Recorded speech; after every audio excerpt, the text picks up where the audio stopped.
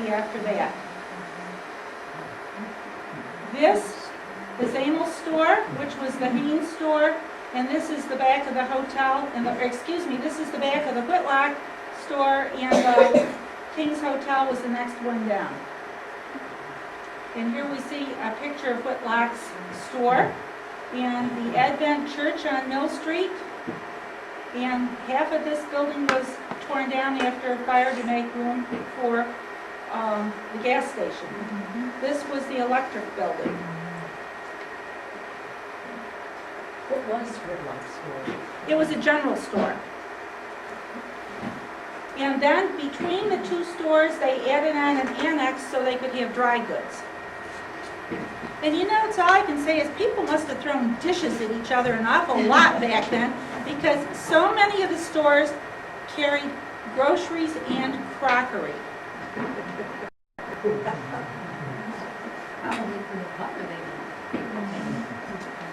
Maybe.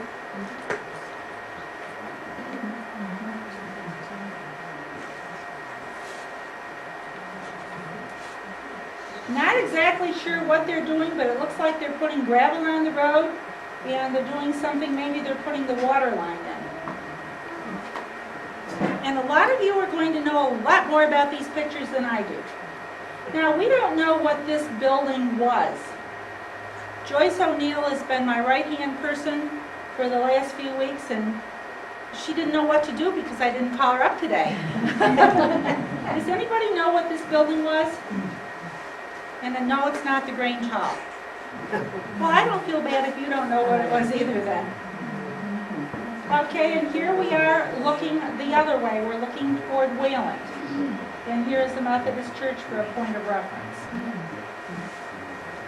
Now, they put plank sidewalks in, and Joyce and I were laughing with the long skirts and everything. We wondered how they thought they were going to keep the mud and other things off of the sidewalk so you could walk on it.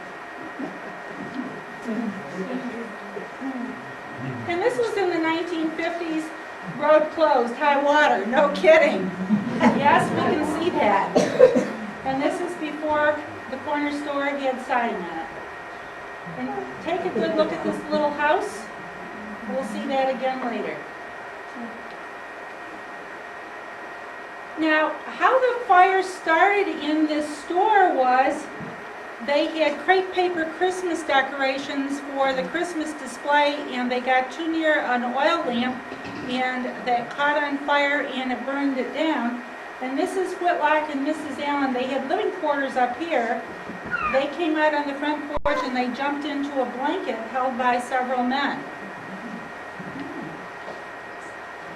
Now, in 1909, there was the fire, and the photographer was right, Johnny on the spot with his camera, and all the local people, including the dog and the kid in the stroller, were out to watch what was happening. This is the town hall, and this is the electric building for reference. Now, Johnson, we had two photographers in Springwater, which was really unusual for a small town. Now, Doug Morgan over here, and the people right back here from Avon, Jim Brewer and his wife Jerry, we've all been collecting postcards for 30-some years, and a real photo postcard was something that looked like a snapshot, but it was on a postcard. And then there were printed postcards. Big towns had printed cards. I have two printed cards of Springwater. One was the first one that showed with the pennant on it. But anyway, you were lucky to have photographers. One was billed as Johnson, the photographer. We have no idea who his first name was. And then Floyd Ingram. And I know the museum, or the Historical Society, has a lot of Floyd's pictures.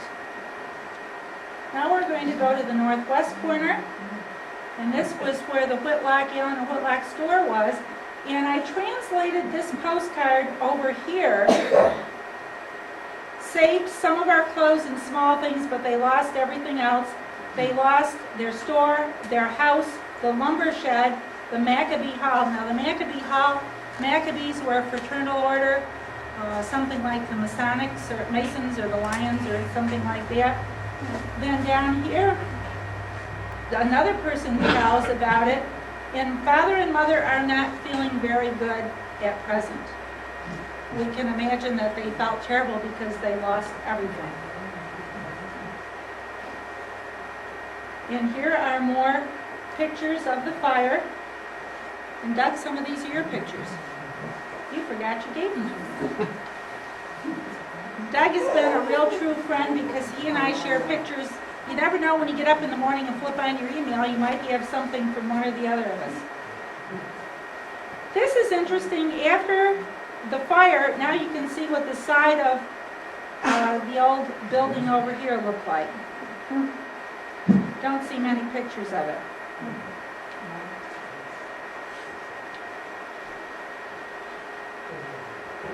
And here you can see where they built the annex on, and then there were living quarters in here too. Now, they rebuilt the post office in 1914, and parts were taken from the abandoned Christian church on the corner of Wheaton Hill and Canadice Road. You note the board sidewalk, and this was when it was first built.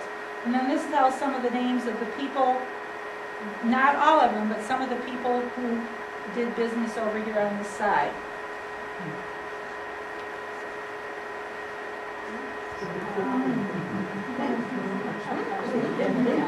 Now at the end of this show, you tell me, are we looking better or are we looking worse than we did 100 years ago? Don't laugh. The first postmaster was Alva Southworth in 1824, and we go right down to Kitty Hatch, who was appointed in April of 2005. And this is right off the internet. Now, in your most recent history book of Springwater, it said this picture was taken in 1943. No.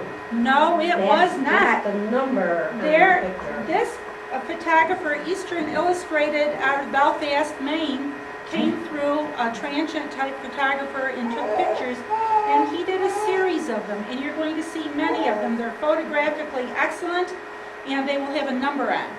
And so this is number 43, so if you ran the corner store, you could just call up the company and say, I need 100 more number 43s.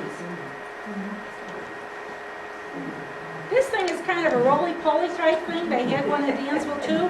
If you weren't a very good driver and you kind of hit it, it would flop over and it would come right back up. And we had horses and cars.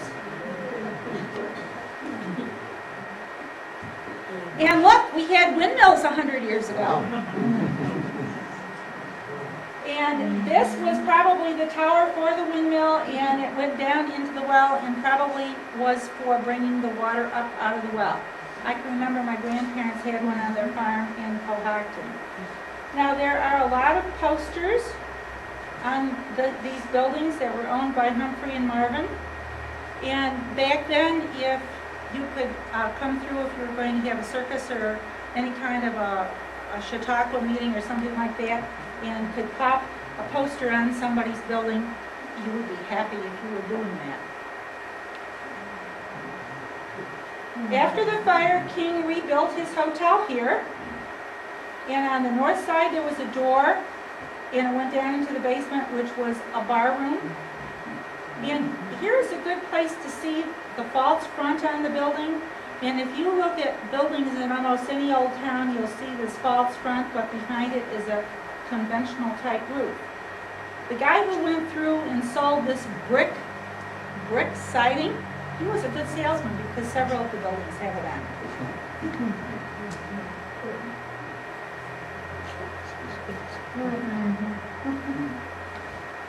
Actually, the red and white didn't look too good back then. The middle building on the store was a hardware store. Not sure what this is. We think it's the side of the old Grange Hall. Joyce and I combed our inventories of pictures, couldn't find a picture of the Grange Hall, walked in, and Havila's got a couple on the bulletin board. So, as I said, we've already got about 50 pictures for the next show, so we're going to get in Havila's treasure trove for the next one. The Grange Hall was here.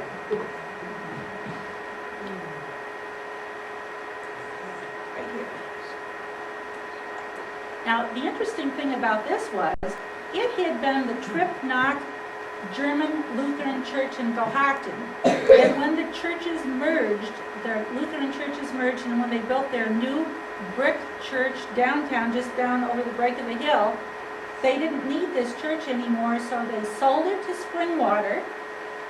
They took it apart and they rebuilt it here. And how I happened to know this, several years ago I sold the parsonage that went with this building, and all about this was in the abstract, which I always read if I can get a chance.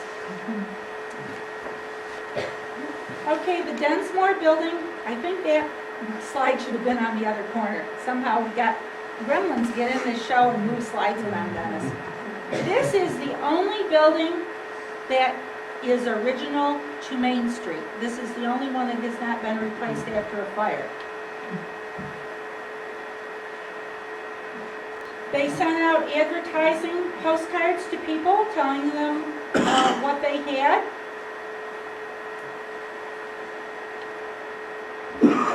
And here's a dandy picture.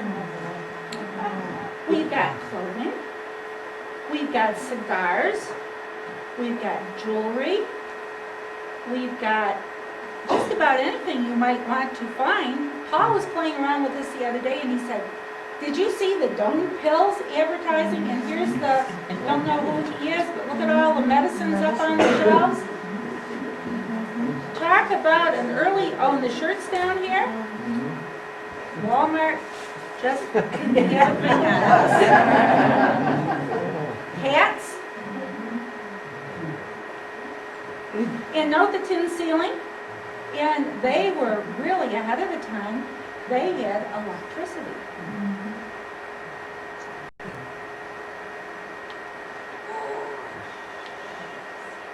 Now see, the tin siding man was right here too. And they extended the porch, and a fancier cornice has been added, and look at how beautiful that is. And then the bank came in. The bank opened in 1917 when it was owned by Howe and Robinson. Now the vault, this safe was moved over across the road to the Gowan store, and a vault was added, and the vault is still there. And in October of 1931, when the great crash happened, this bank crashed right with all the rest of them and never reopened. Look at the hard rubber tires. Does anybody know who that gentleman is? I found that in the barn, this picture. Now, between the bookstore and Margaret's is an empty lot. And what was there? The Shannon block was there. Here we've got another card from this series.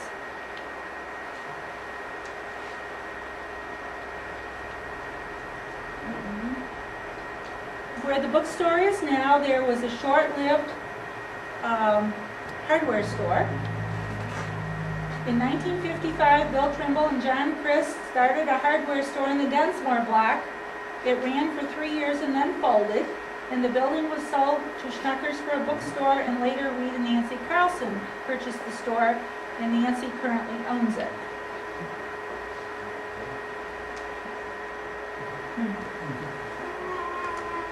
The fancy cornice is still there, thank goodness. Now remember I said that little house around the corner? Pay attention to that. Here we are with this cute little house. And when this picture was taken, Carrie Morris owned it. And the interesting thing about this is the living space extended under the porch. Now, it was a great idea, but it wasn't a great idea. We own a house, not the one we live in, but a rental home, that has the same configuration where the basement goes under the porch, and you can't hose the porch off because the water goes down in the basement. Now, this is how it looked Easter, and you can see the leaves went out when I started taking pictures. This was the day I was stopped by the trooper. Now, what's changed about it? The second story. Okay, what happened to the second story, do you think? Okay, there was a fire there. and they rebuilt the top and made it into a more like an attic type thing, but the fancy trim on the porch is still there, thank goodness. Now the Shannon block, when this picture was taken, there was a restaurant and a barber shop, and living space was on the top floor. Ted Clayson tore it down in 1947, and here he used the building for other property, built something at Honeoye Lake with it. And early on, this was Miss Hendershot's hat shop.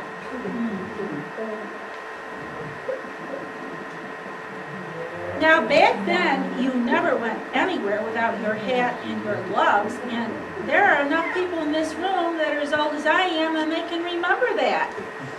And every spring and every fall, the hat shop would send out a postcard announcing the new showing of their new styles. And I have several from Miss Hendershot, and this one being 1914. And it's interesting, she sent them to Scottsburg and Wayland and a lot of different places in the area. Okay, this says Hyde Manufacturing. They made celluloid items, toys, and rattles and stuff in the 20s. And the sign on the porch roof says American Legion. It was later Miller Lures, and in 1971, Emil purchased it. And this was Ludwig Furniture Store and Undertakers. Back then, furniture stores and undertaking went hand in hand, but mostly back then, you were laid out at home when you met your demise. But in this case, he actually had viewing parlors in there because some of the locals have told me they went there when somebody's baby was laid out. And so, in among the furniture stores somewhere, they had a viewing room. So they were a little before their time. Concrete steps and a side door were added in 1972.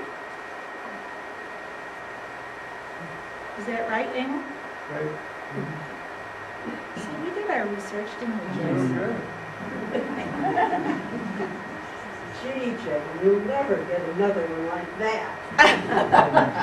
That's not my usual style. Oh.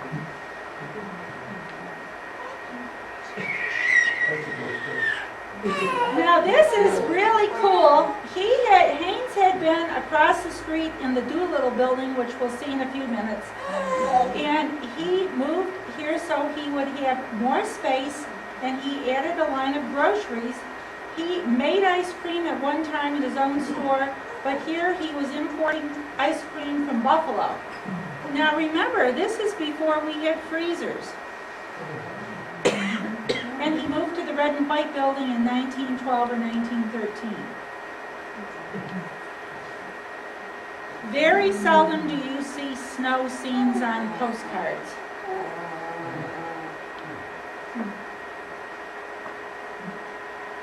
Actually, East Avenue goes right up through here, and if you don't look real hard, you're going to miss it.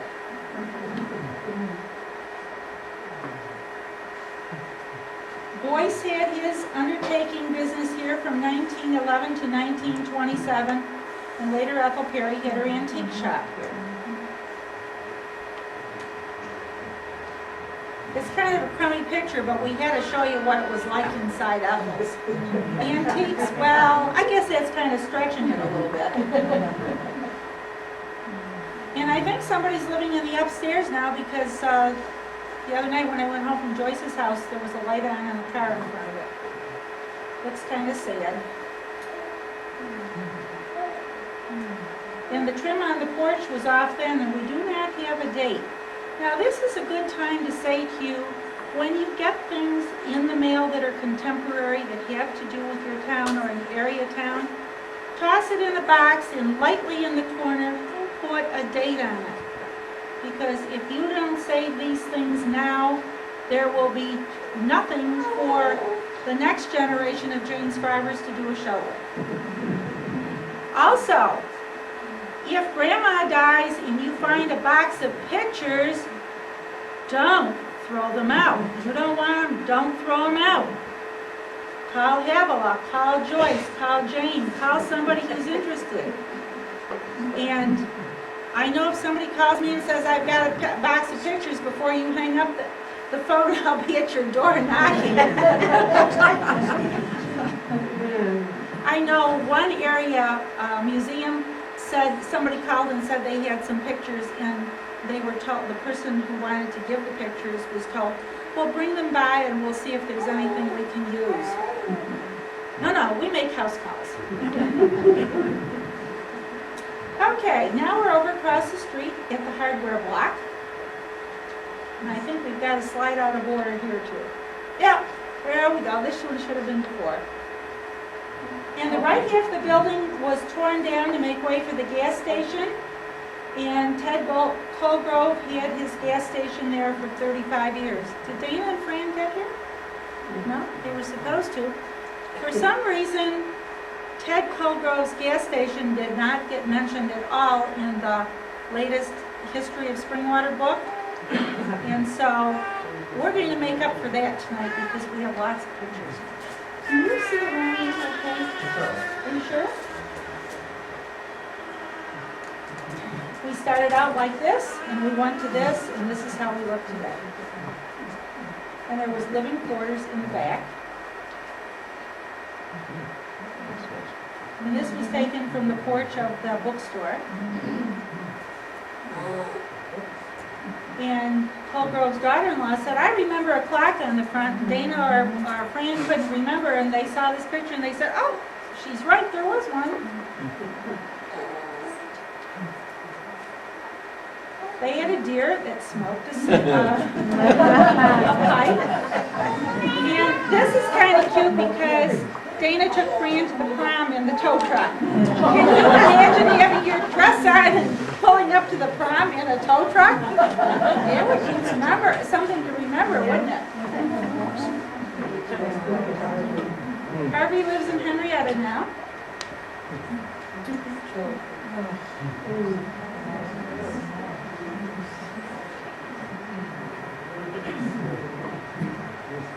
Thought you'd like to see the cars. Now you see how the sign is painted on the side of the building?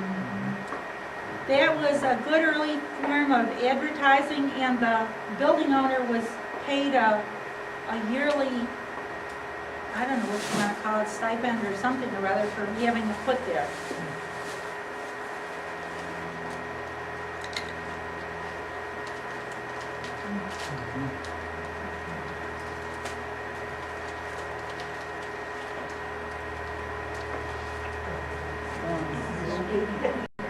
Joyce, we now know that Smokey's real name was Claire. He had a barber shop, a cigar store, and a haberdashery, and we were looking at this last night. He's got the clothes. He's got the barber chair. He's got the stuffed animal, the clock, the hat rack, and then here he sold cigars. And look at the old stove.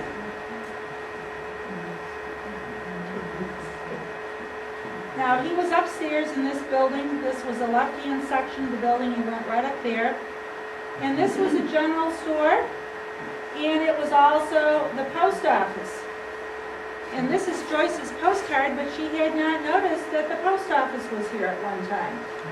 And you can see he had boots, he had linens, he had shoes, and there somebody is, whoever the owner was at the time, standing there. That was a telephone office. Telephone office is down on the other end.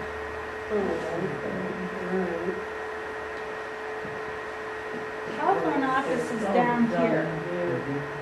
Smokey now moved downstairs. Seward's Market was in the middle. And the telephone office was here from 1905 to 1936. And the Oddfellows Lodge was upstairs. And then from 1905 to 1920, there was a harness shop probably up on the third floor. It was our early strip mall. And here are the picture. It's the International Order of Oddfellows. And I guess they're most like the Masons are now. And in some cases, I think there are still some odd fellow lodges around. This was good because we had the names of this. There again, if you have a picture, just because you know who they are, don't say this is Doug or this is Sally. Say this is Elmer Smith or whoever and put a date on it. The hardware moving up this way, moving up, excuse me, yeah, this way. I always do this. Turn right here and I'm meaning left. This was on the southern end. This is the building we had just been looking at. This was the Springwater Hardware, and there again the furniture store. And this was before Haynes moved across the street. They had Studebaker wagons and carriages. And you notice all the people here, the rocking chair out. This was a busy little place.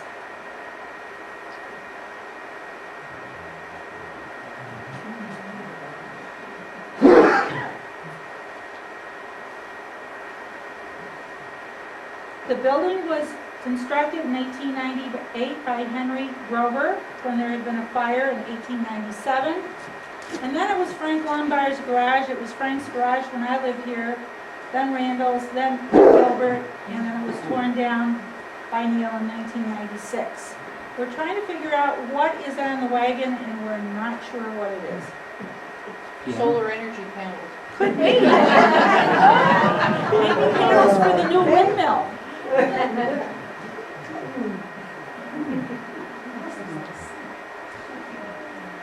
Now,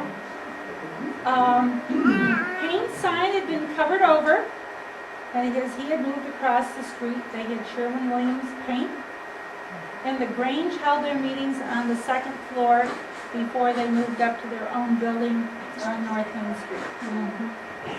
Now, in the back of a lot of these buildings, what was out there? What was in back of these businesses?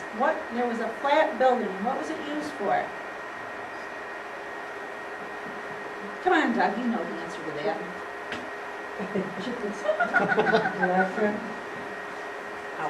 Well, you brought your horse to town, and if you were going to be there for a while, what did you do with your horse? You put him in the livery, which was a shed out back. The schools had them, the churches had them. We'll see a picture of one later. Behind most all of these businesses were livery sheds or horse sheds for the place where the horse could go and rest and have something to eat and drink. Okay, note this little box-like structure. And this was where the telephone company was, and we think this was probably a relay of some sort coming in from the power line, but we're not sure. Anybody know? Hey, this makes me feel good. You're not telling me a lot. When I did the show up in Ocean, I had one gal just writing as fast as she could all the things that people were telling us that I didn't know. And it was a Main Street garage back then.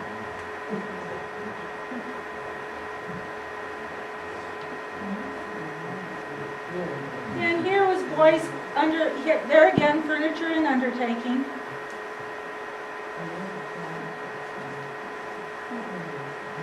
And here's how we look now. Now we're going up on Mill Street. In town halls, the upstairs was called the Opera House. It doesn't mean that there probably ever was an opera there. Every town had one somewhere. And they used them for high school graduations. They used them for concerts.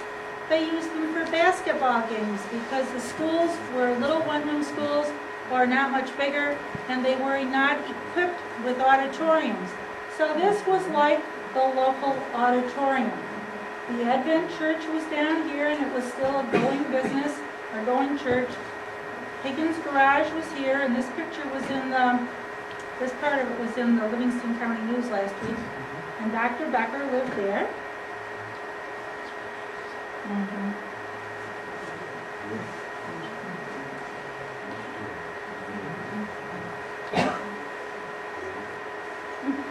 Here's the electric building again, the town hall and the church. And right here is where the hardware store is, and look at the neat old swing that was there.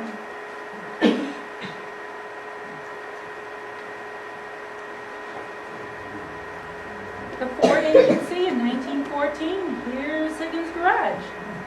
No doubt about what that was. Down the road a spell near the creek was this building with store and garage in the lower half and living quarters in the top half. It was later owned by Mert Homes. This lady is Clara Mack, George Brokaw and George Richardson, and Hod Seward on the horse. Now, we have names of some of the other people too, but I wasn't sure which one was which, so I didn't put those on. Joyce has a very intricate system of labeling her pictures, and she, giggle Joyce, go ahead. And she knows what they are, but I had a hard time, and I didn't want to call her anymore. Now you see, a few years' time, it didn't look so hot. Arvade Miller owned the house, and the house looks just about the same now as it did then. Isn't this cute? This was in front of Higgins Garage. It was later owned by Stuart May, and we'll see more pictures of it. I think you need a penny like that. Okay, they built on, Stuart May had used this for his trucks, and then they made it into a fire hall. And before that, James May had a lunch car there, a diner. And Jan and Alan and Ron and Randy are up there putting the final touches on it before it's a fire hall. And here's how it looked when it was a fire hall. Now, there was a World War II bond drive, we think World War II, and it was probably in the Opera House. It could have been in the Grange Hall now that I'm looking at the pictures. Town Hall. Town Hall? Thank you. Okay. Now, I've got a great idea for your town hall. I think it would make a wonderful museum. In talking with everybody around town, getting ready for this show, people have a lot of stuff that they'd like to donate to a museum, but there's really no place to put it. So I would think it would be great if you could get the town to give this to the Historical Society or lease it to them for $1 a year or something or other and make a museum. And I know the stuff would pour right out of the woodwork to fill it up with neat things. Okay, it was first the Advent Church, then it was a fire hall. We got this picture off the top of your sesquicentennial bulletin. And then it was the flea market. And at one time, Bill Holmes had Springwater manufacturing there. Now, going across the street, there's this DEC sign, and it's where the creamery used to be. Most every town had a creamery. Why did every town have a creamery? Milk didn't keep. Milk didn't keep, okay, so you had to have someplace local where you could take it and have it processed quickly. This picture, this postcard came from a Michigan postcard show. We were out there looking at cards and Paul said, "Oh, I found one that I don't think we've got." And sure enough, and I think maybe 15 years ago we paid $25 for it. And prices of cards are going up and up and up, and it's a good thing most of my cards came 20, 30 years ago, or I wouldn't have very many of them now, I'm afraid. And there they are, their morning routine, bringing the milk to the creamery. Some places call them dairies. Now, I do not have an old picture of Brewer's Grist Mill, but whoever owns it now is doing a nice job. I think they have it fixed up very attractively, and it looks to be in good repair. Across the street was the Ernst Farm, and it was Irene Miller's when we lived here. And now it's Ronnie Maston's. don't know what he's going to do with it, but he sure is having a good time playing with it. He was out there playing with it the day I was out taking this picture. And there again, I think it's really good that I got out before the leaves were on the trees. Now we're looking towards Main Street from Mill Street, and it's kind of unusual to go one way and have it one road, go the other way and have it another road. It's kind of like you don't know which way you're going in Springwater. Dana Colgrove in front of Old Higgins Garage. Hugh and Edith Norton lived in the big house, and Pop Wilson lived in the little house. John Schultz had a hardware store here, and then Guthrie Stone started Stone Conveyor, and it was a very long building. You can see they added on, and they added on, and they added on. Every time they ran out of space, they just put another bay in.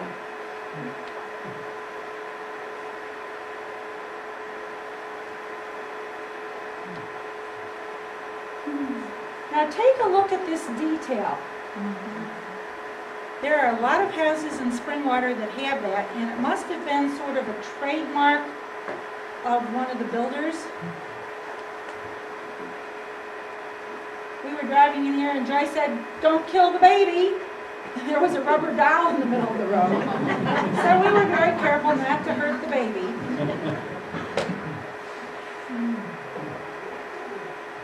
I didn't get exactly the right angle, but you can see pretty close that the windows, the big long windows have been shortened up, which people tend to do.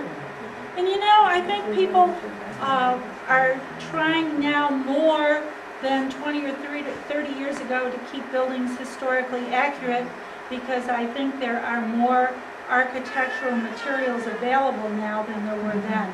And I think the pendulum has swung back to try to keep your house the way it was, modernize it, but like I just sold a house the other day that had some really nice old windows in, and I went by, they had taken the cornice off and they put these itty bitty little cheap windows in, and it looked awful. Now we're going south. The Springwater Hotel was the Eagle Hotel at one time, owned by Obadiah Risley, and then now Clark Rishus owns it. And it hasn't changed very much. I think probably this is one of the buildings in town that has remained pretty much the same. Now on the west side of Main Street, just south of Howe Avenue, there was another fire, the Alonzo Snyder fire in 1908. And this must have happened, the other fire was at night, and this one may have happened during the day. It apparently was raining because everybody's there in their umbrella. And you can see they didn't save much at all. But here again, Johnson, the photographer, was right on the spot with his camera. This is the old Cannon building. And Charlie Cannon was our neighbor, and I remember him. And we're right over here now, and you went right across this path, there was a roadway then to go back into the field, way back between the two streets, and that's where the old Cannon factory was. They made headsets for radios, because back when radios first came on the market, you didn't just turn it on and hear it, you had to put on headsets. And then when it got so you could hear the radio without headsets, they made headsets for airplanes. And this is the new building. And here's Charlie with his two daughters.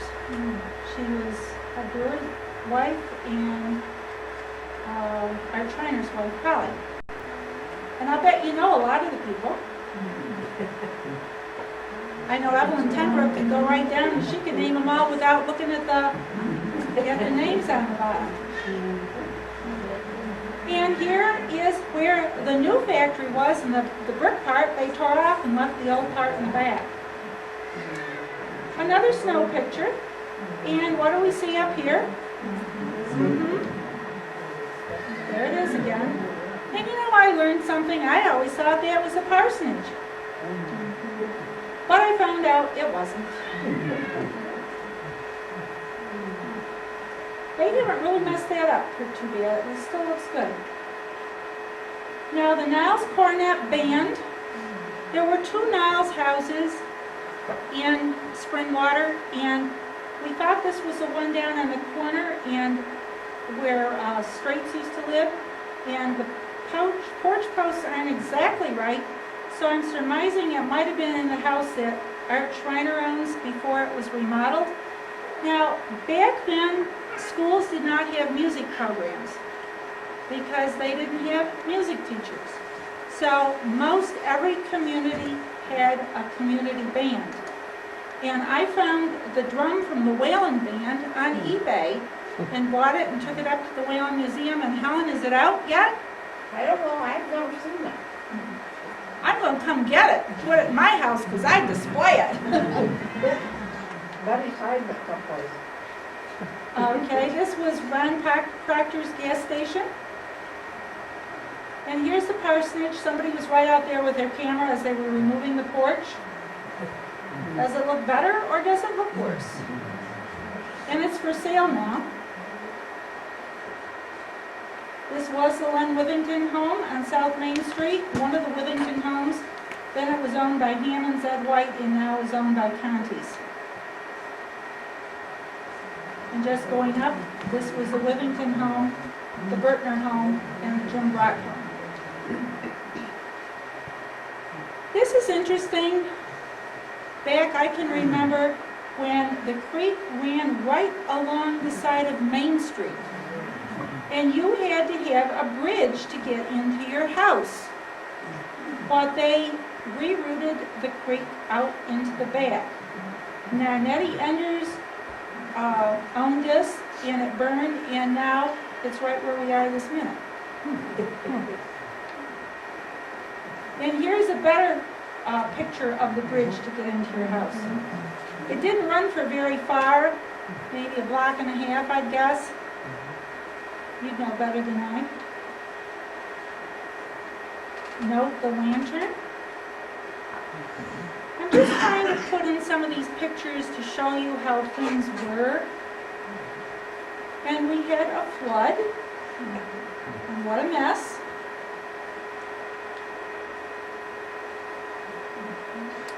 The Church of the Nazarene built this, and I quickly outgrew it. Now this is really interesting. I had this postcard for the longest time before somebody told me what had happened, and within 2 or 3 months, 3 or 4 people told me. It was where the town barns are.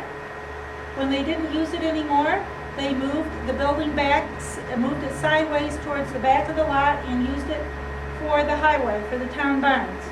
And it was such a pretty little church. Now, this is where I lived, upstairs, when I lived here in Springwater.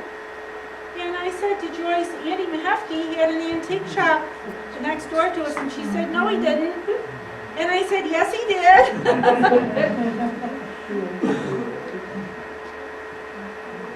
On up further, the new Church of the Nazarene building. I had the privilege of speaking there for Habitat for Humanity last fall, and it's a very, very active congregation. And our most southernmost picture is at the corner of Route 15 and Becker Road. Keller's, gas station, chicken dinners on Sunday, and here's how it looks now. When I lived in Springwater, the little kids that lived there liked to miss the school bus because they knew I'd come along and pick them up. Now, remember we talked about advertising on barns? Well, very recently, Xerox offered George Rodriguez a multi-million-dollar deal to use his Blue Dog art. And here's a picture of Fran Colgrove taking the picture of the dog. Now we're going back to the corners and we're going north. You see how narrow the road was? And they used that to bring mail. Probably somebody had to go to the train every day 3 or 4 times. You know, back then the mail was wonderful. I have a series of postcards not from Springwater, but in the morning, the fella wrote a card to the girl and asked her if she would go to the dance with him that night. In the noon mail, she wrote back and said yes, she would. In the afternoon mail, he said he'd pick her up at 7 o'clock that night. You're lucky if it can get from here to Dansville in a week right now.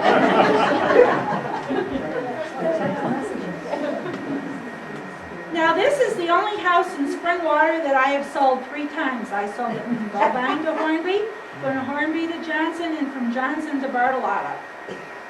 And it doesn't look like that anymore. The porch is all closed in.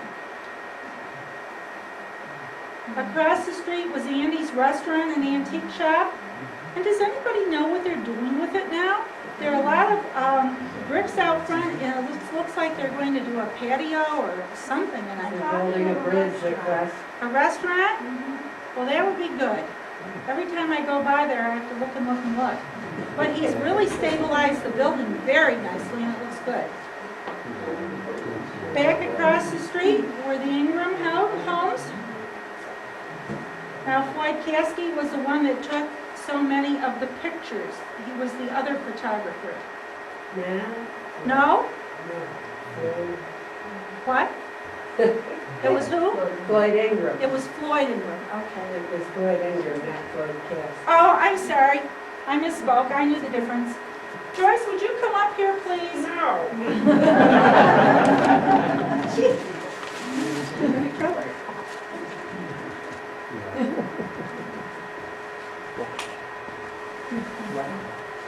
So I want to give this to you. You see, I've got to tell you, we were doing these pictures, and Dana Colgrove gave me the picture of her house. And she said, I've never seen that picture before. I don't have it. Now I have. So now she has it. We blew it up and framed it for her. Thank you. And thank you for all the hard work you've done to help me. And she says it's pretty cool because her garage is still there, and her garage isn't there anymore. And it still shows the porch before the car went over her porch.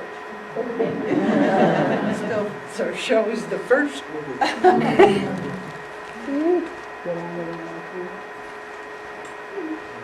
Now, I couldn't figure out what was going on Kellogg Road, but the city of Rochester owned property there, and they planted a lot of plants there where they transplanted them later on around the watershed, because before it was the city of Rochester water supply on the lake, there were houses all the way around it. Now, do you notice that there aren't many trees around here, and the trees are real small? If you look at most of the pictures, the trees are small. And what happened when the settlers came to this area, they cut down the trees for housing and to clear the land for farming, and then they sold the logs they didn't use, and they were taken over to Cohocton, the Cohocton River, and they were put on riverboats and taken down to the Baltimore area for housing down there. And they're just now regrowing back. Well, that's what these were, trees. In the nursery. Yeah, I don't know what kind of trees they were. They don't look like A lot of anything. oaks. Okay, this was the District 2 school on School Street from 1874 to 1912. And there were 2 doors, one for the boys and one for the girls. And there were 2 cloak rooms. And the boys sat on one side of the room and the girls sat on the other.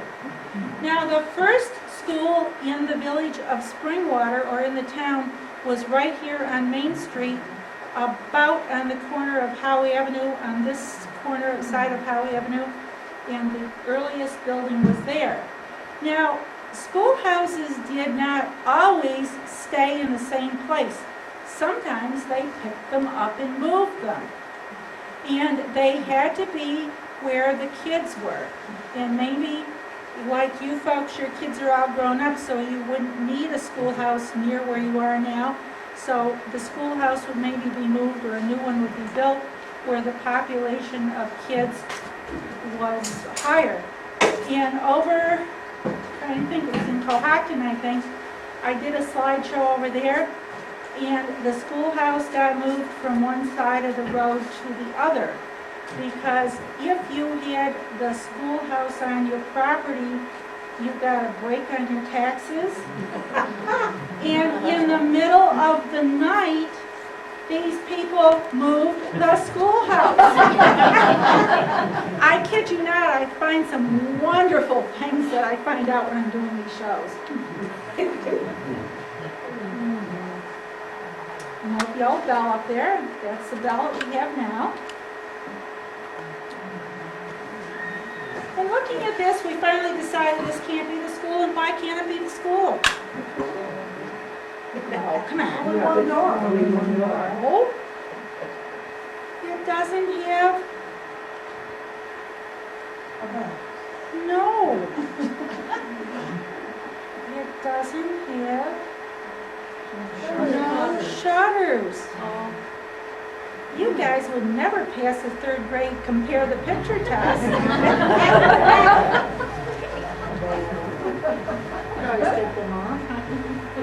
Now, do you imagine how they kept those pinafores clean with those old sand irons and the old scrub boards? But back then, the kid wore the same dress to school every day of the week, so they probably put clean pinafores over the top to tie them over in between. And these were real fancy pinafores where these were just plainer ones. And it's interesting to look at the differences in the pictures from year to year to see how the kids were dressed.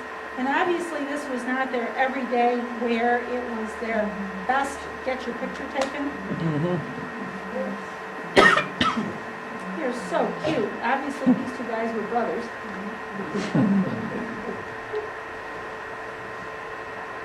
Now there again, this was probably, they played down in the Opera House.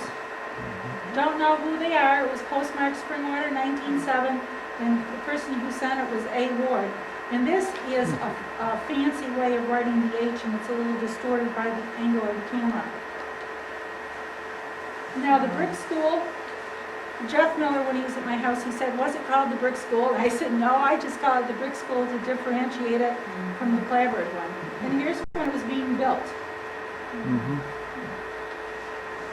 And here's how it looked when it was finished. And this was my room. And here's the bell.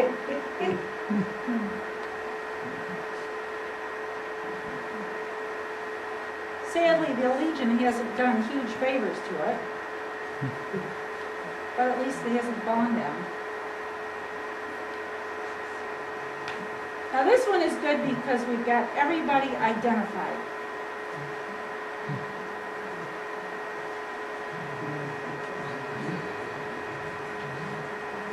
Anybody recognize anybody there they know?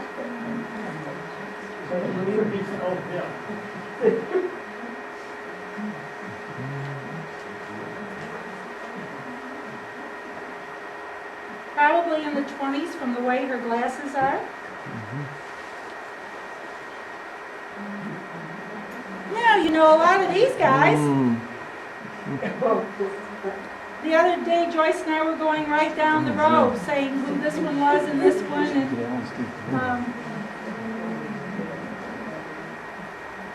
And one of my students,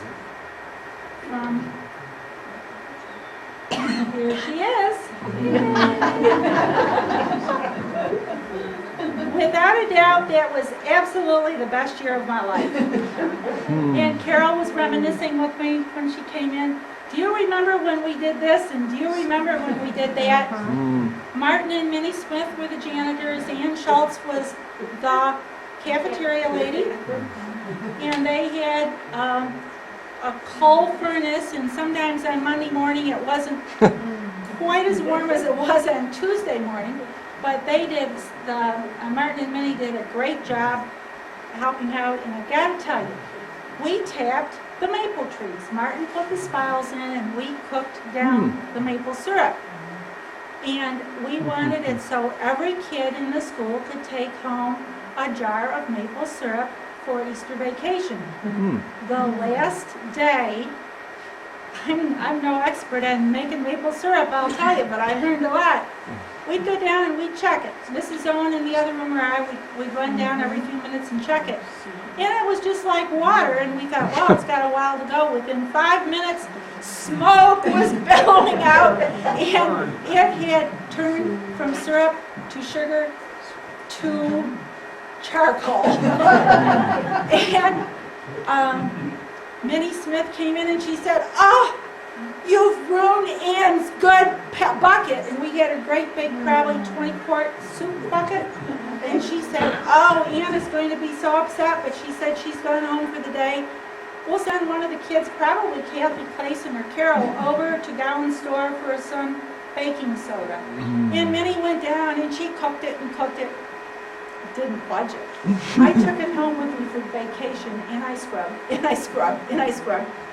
And it still looked terrible when I took it back. And Ann said, oh, that's too bad. And she wasn't upset at all, so there you go, you never know. Now, this says Johnson Schoolhouse, but the kicker is it's not a local photographer. It's a Fillmore photographer that took this picture. So we don't really know if this is the Johnson Hill Road School, or if it is not. Can anybody help us? It is not. I didn't think it was, but we thought we'd put it in just to see. And here, they apparently were having a picnic or something. And the horse. And there again, your two doors. Most of these pictures Joyce took several years back. Now this one was in the Valley News the other day, and a week ago today, and we had it identified as the Punky Hollow School. Now why did we think it was the Punky Hollow School? Because it looks like it, yeah. It had arched windows and the arched door, and just a few minutes after the paper came out, I got an email from Mike Hanna, and he said, that's not the Punky Hollow School, that's my school. That's the Holmes Road School. So Joyce and I was really excited because these were given away on the last day of school by the teacher of her school, and she was Henrietta Grisa, and it tells who the people were. Fay Teed, I think, was Ward Teed's father, and a lot of people I can remember from early years who some of these people were. And to have one, it was tied together, this piece was on top of that, and it was tied together with the pink string, and I very carefully took it off so I could scan it. And that's a real treasure. So save stuff like that from nowadays, don't just toss it out. Gene Miller owns this whole compound up there and does a nice job with it.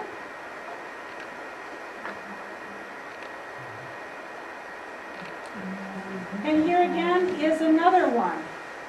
And look at 33 kids in grades 1 through 8. And you think, oh, poor Mr. Perkins, he certainly had his hands full. And you probably recognize some of the people there too.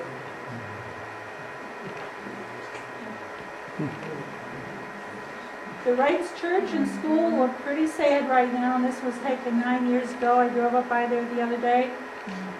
And you know, if you have a building, an historical building, and you can't take care of it, a good idea would be to turn it over to somebody who would love it and make a home out of it and take care of it better. This was taken several years ago, but it was the only one we had. Now, I don't have the numbers on these schools like I did on the Holmes Road School, because my 19-2 map tells me school 20, school 22, whatever, but it doesn't have the names of the roads on it. And I'm not that familiar with how your roads were in 19-2 that I can match them up. I'm sure some of you could help.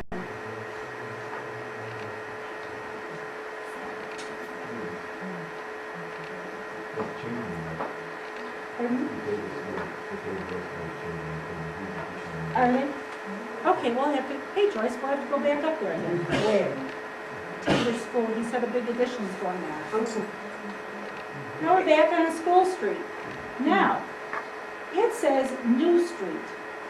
funniest thing. Howe Avenue was first called New Street, and then Center Street, and now Howe Avenue, but this isn't New Street, this is School Street. Go Stacy.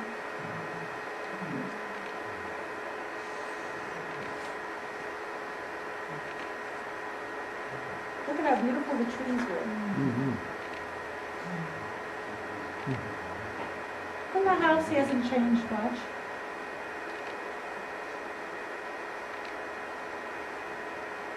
You say, ah, same house, but that's where it was if you stood on the end of the street.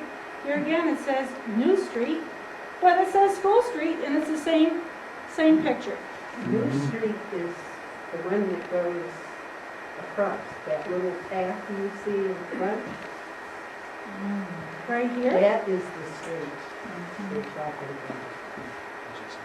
Oh. And that's Howe Avenue. Yeah, Yeah.